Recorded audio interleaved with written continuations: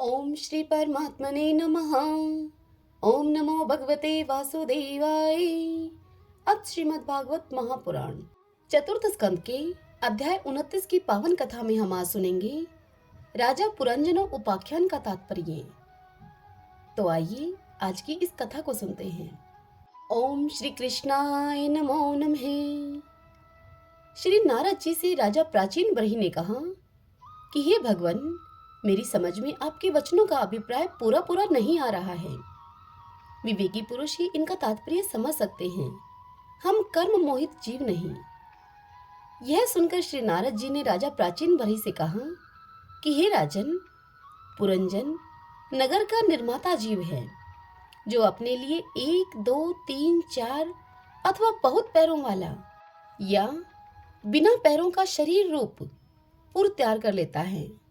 उस जीव का सखा जो अविज्ञात नाम से कहा गया है वह ईश्वर है, क्योंकि किसी भी प्रकार के नाम, गुण अथवा कर्मों से जीवों को उसका पता नहीं चलता। जीव ने जब सुख दुख रूप सभी प्राकृतिक विषयों को भोगने की इच्छा की, तब उसने दूसरे शरीरों की अपेक्षा 9 द्वार, 2 हाथ और 2 पैरों वाला मानव देह ही पसंद किया। बुद्धि अथवा अविद्या को ही तुम पुरंजनी नाम की स्त्री जानो। इसी के कारण देह और इंद्रिय आदि में मैं मेरेपन का भाव उत्पन्न होता है, और पुरुष इसी का आश्रय लेकर शरीर में इंद्रियों के द्वारा विषयों को भोगता है। 10 इंद्रियां ही उसके मित्र हैं, जिनसे कि सब प्रकार के ज्ञान और कर्म होते हैं। इंद्रियों की वृत्तियां ही उसकी सखियां, और प्राण, अपान, व्यान, उदान समान रूप से 5 वृत्तियों वाला प्राण वायु ही नगर की रक्षा करने वाला 5 फन का सर्प है। दोनों प्रकार की इंद्रियों के नायक मन को ही 11वां महाबली योद्धा जानना चाहिए। शब्द आदि 5 विषय ही पांचाल देश हैं, जिसके बीच में वह 9 द्वारों वाला नगर बसा हुआ है। उस नगर में जो एक एक स्थान पर 2-2 द्वार बताए गए थे, वे 2 नेत्र गोलक, 2 नास छिद्र और 2 कर्ण छिद्र हैं। इनके साथ मुख, लिंग और गुदा, ये 3 और मिलकर कुल 9 द्वार हैं। इन्हीं में होकर वह जीव इंद्रियों के साथ बाह्य विषयों में जाता है। इसमें 2 नेत्र गोलक, 2 नास छिद्र और 1 मुख, ये 5 पूर्व के द्वार हैं।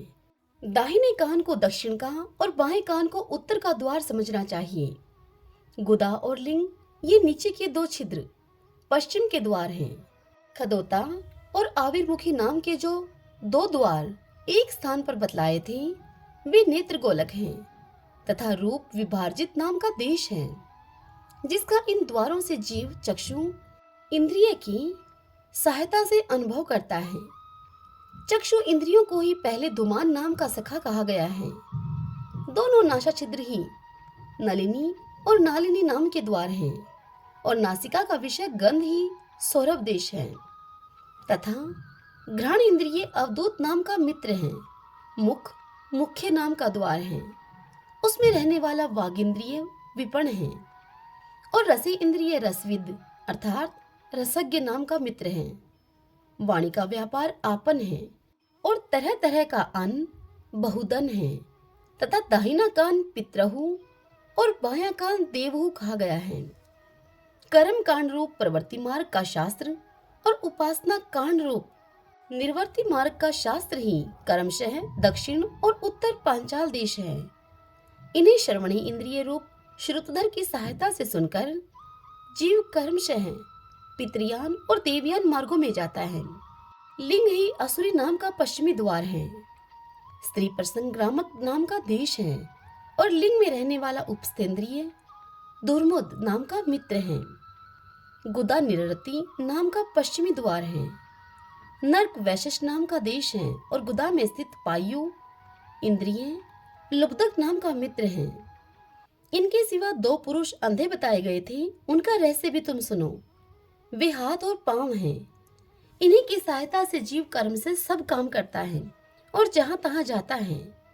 हृदय अंतःपुर है, उसमें रहने वाला मन ही विसूची अर्थात विसूची नाम का प्रधान सेवक है। जीव उस मन के सत्व आदि गुणों के कारण ही प्रसन्नता, हर्ष रूप विकार अथवा मोह को प्राप्त होता है। बुद्धि बुद्धि को तुम राजमहिषी पुरंजनी समझो। बुद्धि जिस प्रकार स्वप्न अवस्था में विकार को प्राप्त होती है और जागृत अवस्था में इंद्रिय आदि को विकृत करती है, उसके गुणों से लिप्त होकर आत्मा अर्थात जीव भी उसी रूप में उसकी वृत्तियों का अनुकरण करने को बाध्य होता है। यद्यपि वस्तुतः वह उनका निर्विकार साक्षी मात्र ही है। शरीर ही रथ है, उसमें ज्ञान इंद्रिय रूप 5 घोड़े जुते हुए हैं। देखने में संवत्सर रूप काल के ही समान उसका अप्रतिहत वेग है, वास्तव में तो वह गतिहीन है। पुण्य और पाप ये 2 प्रकार के कर्म ही उसके पहिए हैं। 3 गुण ध्वजा हैं, 5 प्राण डोरियां हैं, मन बागडोर है, बुद्धि सारथी है, हृदय बैठने का स्थान है, सुख दुख आदि द्वंद्व जुए हैं। इंद्रियों के 5 विषय उसमें रखे हुए आयुध हैं और त्वचा आदि 7 धातुएं उसके आवरण हैं। 5 कर्मेंद्रियां उसकी 5 प्रकार की गति हैं। इस रथ पर चढ़कर रथी रूप यह जीव मृग तृष्णा के समान मिथ्या विषयों की ओर दौड़ता है। 11 इंद्रियां उसकी सेना है तथा 5 ज्ञान इंद्रियों के द्वारा उन इंद्रियों के विषयों को अन्यायपूर्वक ग्रहण करना ही उसका शिकार खेलना है। जिसके द्वारा काल का ज्ञान होता है वह संवत्सर ही चंडवेग नामक गंधर्व राज है। उसके अधीन 360 गंधर्व बताए गए थे।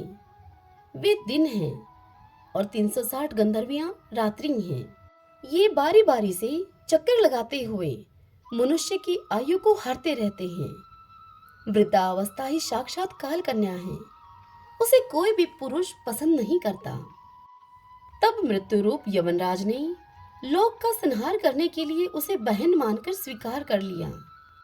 आधि और व्याधि अर्थात मानसिक कलेश और रोग आदि शारीरिक कष्ट ही उस यमनराज के पैदल चलने वाले सैनिक हैं तथा प्राणियों को पीड़ा पहुंचाकर शीघ्र ही मृत्यु के मुख में ले जाने वाला शीत और उष्ण 2 प्रकार का ज्वर ही परज्वार नाम का उसका भाई है। इस प्रकार यह देह अभिमानी जीव अज्ञान से आच्छादित होकर अनेक प्रकार के आदि भौतिक, आध्यात्मिक और आदि दैविक कष्ट भोगता हुआ 100 वर्ष तक मनुष्य शरीर में पड़ा रहता है। वस्तुतः यह तो निर्गुण है, किंतु प्राण, इंद्रिय और मन के धर्मों को अपने में आरोपित करके मैं मेरेपन के अभिमान से बंध कर शुद्र विषयों का चिंतन करता हुआ तरह तरह के कर्म करता रहता है। यह यद्यपि स्वयं प्रकाश है, तथापि जब तक सबके परम गुरु आत्म स्वरूप श्री भगवान के स्वरूप को नहीं जानता है, यह तब तक प्रकृति के गुणों में ही बंधा रहता है। उन गुणों का अभिमानी होने से वह विवश होकर सात्विक, राजस और तामस कर्म करता है तथा उन कर्मों के अनुसार भिन्न भिन्न योनियों में यह जन्म लेता है। वह कभी तो सात्विक कर्मों के द्वारा प्रकाश बहुल स्वर्ग आदि लोक को प्राप्त करता है, तो कभी राजसी कर्मों के द्वारा दुखमय रजोगुणी लोकों में जाता है, जहां उसे तरह तरह के कर्मों का कलेश उठाना पड़ता है, और कभी तमोगुणी कर्मों के द्वारा शोक बहुल तमोमयी योनियों में यह जन्म लेता है। इस प्रकार अपने कर्म और गुणों के अनुसार देव योनि, मनुष्य योनि अथवा पशु पक्षियों की योनि में जन्म लेकर वह अज्ञान अंध जीव कभी पुरुष, कभी स्त्री और कभी नपुंसक होता है। जिस प्रकार बेचारा भूख से व्याकुल कुत्ता दर दर भटकता हुआ अपने प्रारब्ध के अनुसार कहीं डंडा खाता है तो कहीं उसे भात मिलता है खाने को, उसी प्रकार यह जीव चित्त में नाना प्रकार की वासनाओं को लेकर ऊंचे नीचे मार्ग से ऊपर नीचे अथवा मध्य के लोकों में भटकता हुआ अपने कर्म के अनुसार सुख दुख भोगता रहता है। आदि दैविक, आदि भौतिक और आध्यात्मिक इन 3 प्रकार के दुखों में से किसी भी एक से जीव का सर्वथा छुटकारा नहीं हो सकता। यदि कभी वैसा जान पड़ता है तो वह केवल तत्कालिक निवृत्ति ही है।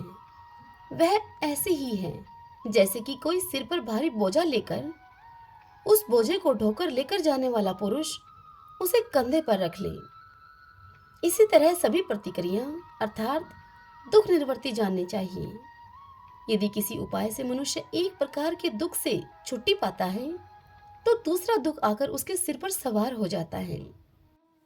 हे शुद्ध हृदय नरेश, जिस प्रकार स्वप्न में होने वाला स्वप्नांतर उस स्वप्न से सर्वथा छूटने का उपाय नहीं है, उसी प्रकार कर्म फल भोग से सर्वथा छूटने का उपाय केवल कर्म नहीं हो सकता, क्योंकि कर्म और कर्म फल भोग दोनों ही अविद्या युक्त होते हैं। जिस प्रकार स्वप्न अवस्था में अपने मनोमय लिंग शरीर से विचरने वाला प्राणी को स्वप्न के पदार्थ न होने पर भी भासते हैं, उसी प्रकार ये दृश्य पदार्थ वस्तुतः न होने पर भी जब तक अज्ञान निद्रा नहीं टूटती तब तक बने ही रहते हैं और जीव को जन्म मरण रूप संसार से मुक्ति नहीं मिलती। अतः इनकी आत्यंतिक निवृत्ति का उपाय एकमात्र आत्मज्ञान ही है। हे राजन, जिस अविद्या के कारण परमार्थ स्वरूप आत्मा को यह जन्म मरण रूप अनर्थ परंपरा प्राप्त हुई है, उसकी निवृत्ति गुरु स्वरूप श्रीहरि में सुदृढ़ भक्ति होने पर हो सकती है। भगवान वासुदेव में एकाग्रता पूर्वक सम्यक प्रकार से किया हुआ भक्ति भाव ज्ञान और वैराग्य का आविर्भाव कर देता है। हे राजऋषि, यह भक्ति भाव भगवान की कथाओं के आश्रित रहता है, इसलिए जो श्रद्धा पूर्वक उन्हें प्रतिदिन सुनता या पढ़ता है उसे बहुत शीघ्र उसकी प्राप्ति हो जाती है। हे राजन, जहाँ भगवत गुणों को कहने और सुनने में तत्पर विशुद्ध चित्त भगत जन रहते हैं, उस साधु समाज में सब और महापुरुषों के मुख से निकले हुए श्री मधुसूदन भगवान के चरित्र रूप शुद्ध अमृत की अनेकों नदियां बहती रहती हैं। जो लोग अतृप्त चित्त से श्रवण में तत्पर अपने कर्ण कुहरों के द्वारा उस अमृत का छक्कर पान करते हैं, उन्हें भूख प्यास भय शोक और मोह आदि कुछ भी बाधा नहीं पहुंचा सकते। हाय, स्वभावतः प्राप्त होने वाले इन क्षुधा पिपाशा आदि विघ्नों से सदा घिरा हुआ जीव समुदाय श्री हरि के कथा अमृत सिंधु से प्रेम नहीं करता। साक्षात प्रजापतियों के पति ब्रह्मा जी, भगवान शंकर, स्वयंभू मनु, दक्ष आदि प्रजापति गण, शनकादिक नैष्टिक ब्रह्मचारी, मरीचि, अत्रि, अंगीरा, पुलसत्य, पुलह, क्रतु, भृगु, वशिष्ठ और मैं, ये जितने ब्रह्मवादी मुनिगण हैं, समस्त वांग्मय के अधिपति होने पर भी तप, उपासना और समाधि के द्वारा ढूंढ ढूंढ कर हार गए, फिर भी उस सर्वसाक्षी परमेश्वर को आज तक यह देख न सके। वेद भी अत्यंत विस्तृत हैं, उसका पार पाना हंसी खेल नहीं है। अनेकों महानुभाव उसकी आलोचना करके मंत्रों में बताए हुए वज्र हस्तव आदि गुणों से युक्त इंद्रादि देवताओं के रूप में भिन्न भिन्न कर्मों के द्वारा यद्यपि उस परमात्मा का ही यजन करते हैं, तथापि उसके स्वरूप को वे भी नहीं जानते। हृदय में बार बार चिंतन किए जाने पर भगवान जिस समय जिस जीव पर कृपा करते हैं, उसी समय वह लौकिक व्यवहार एवं वैदिक कर्म मार्ग की बदमूल आस्था से छुट्टी पा जाता है। हे बहिष्मन, तुम इन कर्मों में परमार्थ बुद्धि मत करो, ये सुनने में प्रिय ही जान पड़ते हैं, परमार्थ का तो स्पर्श भी नहीं करते। ये जो परमार्थवर्त दिख पड़ते हैं, इसमें केवल अज्ञान ही कारण है। जो मलिन मति कर्मवादी लोग वेद को कर्म परक बताते हैं, वे वास्तव में उसका मर्म नहीं जानते। इसका कारण यही है कि वे अपने स्वरूपभूत लोक अर्थात आत्म तत्व को नहीं जानते, जहाँ साक्षात श्री जनार्दन भगवान विराजमान हैं। पूर्व की ओर अग्रभाग वाले कुशाओं से संपूर्ण भूमंडल को आच्छादित करके अनेक पशुओं का वध करने से तुम बड़े कर्म अभिमानी और उद्धत हो गए हो, किंतु वास्तव में तुम्हें कर्म या उपासना इनमें से किसी के भी रहस्य का तुम्हें पता नहीं है। वास्तव में कर्म तो वही है जिससे कि श्री हरि को प्रसन्न किया जा सके, और विद्या भी वही है जिससे भगवान में चित लगे। श्री हरि संपूर्ण देहधारियों के आत्मा, नियामक और स्वतंत्र कारण हैं। अतः उनके चरण तल ही मनुष्यों के एकमात्र आश्रय हैं और उन्हीं से संसार में सबका कल्याण हो सकता है। जिससे किसी को अणु मात्र भी भय नहीं होता, वही उसका प्रियतम आत्मा है। जो भी पुरुष ऐसा जानता है वही ज्ञानी है, और जो ज्ञानी है वही गुरु एवं साक्षात श्री हरि हैं। इतनी कथा सुनाकर नारद जी राजा बहिष्मन से कहते हैं कि हे पुरुष श्रेष्ठ, यहाँ तक कि जो कुछ कहा गया है उससे तुम्हारे प्रश्न का उत्तर हो गया है। अब मैं एक भली भांति निश्चय किया हुआ गुप्त साधन तुम्हें बताता हूँ, तुम ध्यान देकर सुनो। पुष्प वाटिका में अपनी हरिणी के साथ विहार करता हुआ एक हरिण मस्त घूम रहा है। वह दूब आदि छोटे छोटे अंकुरों को चर रहा है। उसके कान भंवरों के समान मधुर गुंजार में लग रहे हैं। उसके सामने ही दूसरे जीवों को मारकर अपना पेट पालने वाले भेड़िए ताक लगाए बैठे हैं और पीछे से शिकारी व्याध ने बींधने के लिए उस पर बाण छोड़ दिया है। परंतु हरिण इतना बेसुध है कि उसे इसका कुछ पता भी नहीं है। एक बार इस हरिण की दशा पर विचार तो करो। हे राजन, इस रूप का आशय सुनो। यह मृत प्राय हरिण तुम ही हो। तुम अपनी दशा पर विचार करो। पुष्पों की तरह यह स्त्रियां केवल देखने में सुंदर हैं। इन स्त्रियों के रहने का घर ही पुष्प वाटिका है। इसमें रहकर तुम पुष्पों के मधु और गंध के समान शुद्र सकाम कर्मों के फल रूप जीव और जननी इंद्रियों को प्रिय लगने वाले भोजन तथा स्त्री संग आदि तुच्छ भोगों को ढूंढ रहे हो। स्त्रियों से घिरे रहते हो तथा अपने मन को तुमने उन्हीं में फंसा रखा है। स्त्री पुत्रों का मधुर भाषण ही भौरों का मधुर गुंजार है। तुम्हारे कान उसी में अत्यंत आसक्त हो रहे हैं। सामने ही भेड़ियों के झुंड के समान काल के अंश दिन और रात तुम्हारी आयु को हर रहे हैं, परंतु तुम उनकी कुछ भी परवाह न करके गृहस्थी के सुखों में मस्त हो रहे हो। तुम्हारे पीछे गुपचुप लगा हुआ शिकारी काल अपने छिपे हुए बाण से तुम्हारे हृदय को दूर से ही बिंद डालना चाहता है। इस प्रकार अपने को मृग की सी स्थिति में देखकर तुम अपने चित्त को हृदय के भीतर निरुद्ध करो और नदी की भांति प्रवाहित होने वाली श्रवण इंद्रिय की बाह्य वृत्ति को चित्त में तुम स्थापित करो। उसे अंतर्मुखी करो। जहां कामी पुरुषों की चर्चा होती रहती है, उस ग्रस्त आश्रम को छोड़कर परमहंसों के आश्रय श्री हरि को तुम प्रसन्न करो और कर्मशः सभी विषयों से विरत हो जाओ। यह सुनकर राजा प्राचीन बही ने नारद जी से कहा कि हे भगवान, आपने कृपा करके मुझे जो उपदेश दिया है उसे मैंने सुना और उस पर विशेष रूप से विचार भी किया। मुझे कर्म का उपदेश देने वाले इन आचार्यों को निश्चय ही इसका ज्ञान नहीं है। यदि ये इस विषय को जानते तो मुझे इसका उपदेश क्यों न करते। हे विप्रवर, मेरे उपाध्यायों ने आत्म तत्व के विषय में मेरे हृदय में जो महान संशय खड़ा कर दिया था उसे आपने पूरी तरह से काट दिया है। इस विषय में इंद्रियों की गति न होने के कारण मन दृष्टा ऋषियों को भी मोह हो जाता है। वेदवादियों का कथन जगह जगह सुना जाता है कि पुरुष इस लोक में जिसके द्वारा कर्म करता है वह स्थूल शरीर को यही छोड़कर परलोक में कर्मों से ही बने हुए दूसरे देह से उनका फल भोगता है। किंतु यह बात कैसे हो सकती है, क्योंकि उन कर्मों का कर्ता स्थूल शरीर तो यही नष्ट हो जाता है। इनके सिवा जो जो कर्म यहाँ किए जाते हैं वे तो दूसरे ही क्षणों में अदृश्य हो जाते हैं। वे परलोक में फल देने के लिए किस प्रकार पुनः प्रकट हो सकते हैं।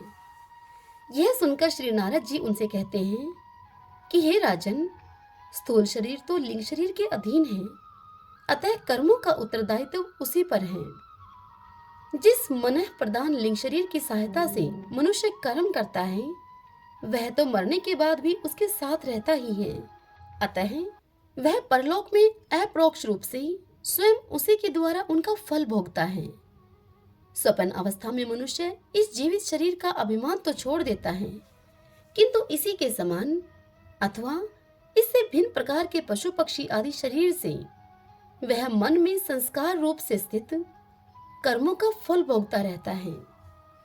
इस मन के द्वारा जीव जिन स्त्री पुत्र आदि को ये मेरे हैं और देह आदि को यह मैं हूँ ऐसा कहकर मानता है, उनके किए हुए पाप पुण्य आदि रूप कर्मों को भी यह अपने ऊपर ले लेता है और उनके कारण इसे व्यर्थ ही फिर से जन्म लेना पड़ता है। जिस प्रकार ज्ञानेंद्रिय और कर्म इंद्रिय दोनों की चेष्टाओं से उनके प्रेरक चित्त का अनुमान किया जाता है, उसी प्रकार चित्त की भिन्न भिन्न प्रकार की वृत्तियों से पूर्व जन्म के कर्मों का भी अनुमान होता है। अतः कर्म अदृष्ट रूप से फल देने के लिए कालांतर में मौजूद रहते हैं। कभी कभी देखा जाता है कि जिस वस्तु का इस शरीर से कभी अनुभव नहीं किया, जिसे न कभी देखा न कभी सुना ही, इसका स्वप्न में वह जैसी होती है वैसा ही अनुभव हो जाता है। हे राजन, तुम निश्चय मानो कि लिंग देह के अभिमानी जीव को उसका अनुभव पूर्व जन्म में हो चुका है, क्योंकि जो वस्तु पहले अनुभव की हुई नहीं होती उसके मन में वासना भी नहीं हो सकती। हे राजन, तुम्हारा कल्याण हो। मन ही मनुष्य के पूर्व रूपों को तथा भावी शरीर आदि को भी बता देता है, और जिनका भावी जन्म होने वाला नहीं होता उन तत्ववेताओं की विदेह मुक्ति का भी पता उनके मन से ही लग जाता है। कभी कभी स्वप्न में देश, काल अथवा क्रिया संबंधी ऐसी बातें भी देखी जाती हैं जो पहले कभी देखी या सुनी नहीं गई, जैसे कि पर्वत की चोटी पर समुद्र, दिन में तारे अथवा अपना सिर कटा हुआ दिखाई देना इत्यादि। इनके दिखने में निद्रा दोष को ही कारण मानना चाहिए। मन के सामने इंद्रियों से अनुभव होने योग्य पदार्थ ही भोग रूप में बार बार आते हैं और भोग समाप्त होने पर चले जाते हैं। ऐसा कोई पदार्थ नहीं आता जिसका इंद्रियों से अनुभव ही न हो सके। इसका कारण यही है कि सब जीव मन सहित हैं।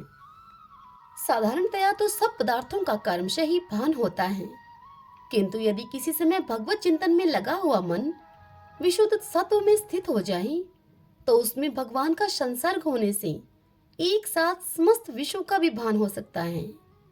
जैसे कि राहु दृष्टि का विषय न होने पर भी प्रकाशात्मक चंद्रमा के संसर्ग से दिखने लगता है। हे राजन, जब तक गुणों का परिणाम एवं बुद्धि, मन, इंद्रिय और शब्द आदि विषयों का संघात यह अनादि लिंगदेह बना हुआ है, तब तक जीव के अंदर स्थूल देह के प्रति मैं मेरा इस भाव का अभाव नहीं हो सकता।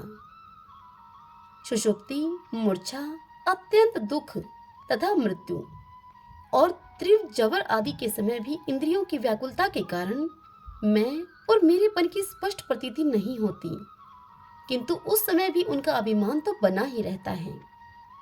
जिस प्रकार अमावस्या की रात्रि में चंद्रमा रहते हुए भी दिखाई नहीं देता, ठीक उसी प्रकार युवा अवस्था में स्पष्ट प्रतीत होने वाला यह एकादश इंद्रिय वशिष्ठ लिंग शरीर गर्भावस्था और बाल्यकाल में रहते हुए भी इंद्रियों का पूर्ण विकास न होने के कारण प्रतीत नहीं होता।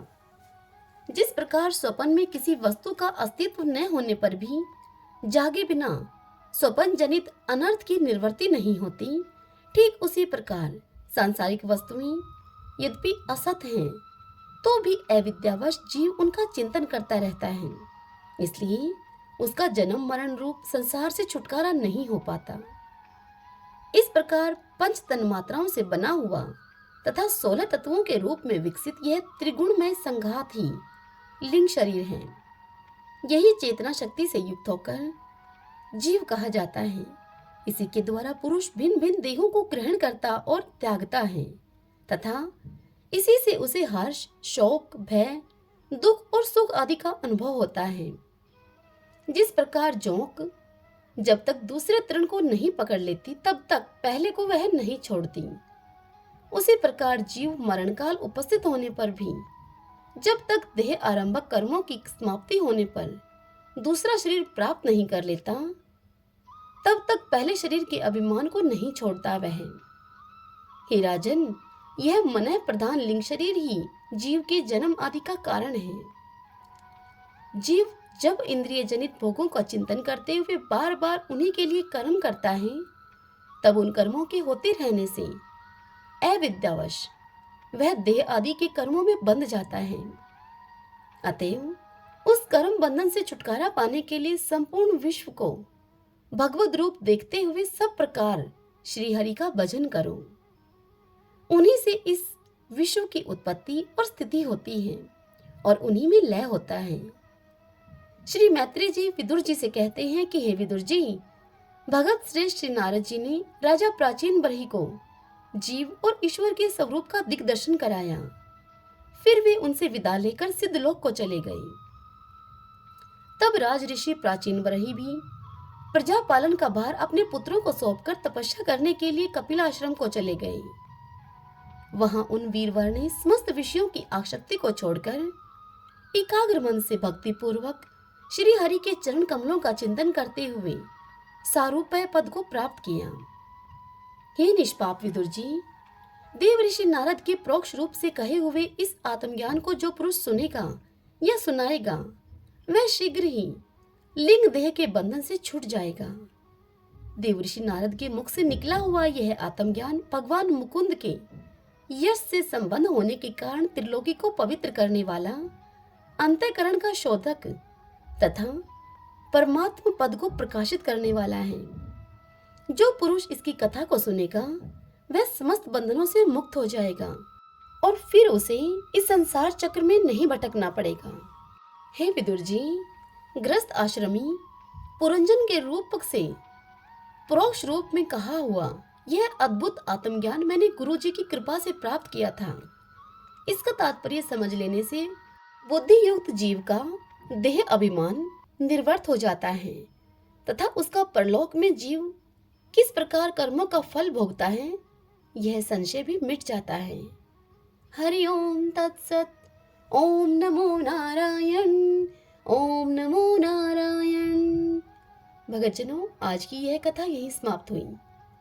कल की कथा में हम सुनेंगे प्रचेताओं को श्री विष्णु भगवान का वरदान देना। भगतजनों, मेरी आपसे एक छोटी सी रिक्वेस्ट है, यदि आपको यह कथाएं पसंद आती हैं तो इन वीडियो को आप लाइक किया करें और कमेंट बॉक्स में जय श्री कृष्णा लिखें। अपने अपनों के साथ भी इसे आप शेयर कर सकते हैं, पुण्य कमा सकते हैं। जय श्री कृष्णा। राधे राधे।